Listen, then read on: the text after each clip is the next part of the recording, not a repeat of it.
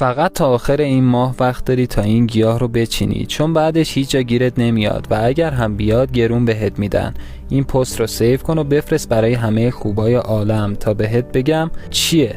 اولیک نوعی سبزی وحشی از خانواده اسفناجه که به عنوان یک مسکن طبیعی برای دردهای روماتیسم شناخته میشه. حتی از این گیاه پمادی تهیه میشه که در درمان مشکلات پوستی مثل اگزما و قارچ و خارش موثره و به بهبود سریعتر اونها کمک میکنه.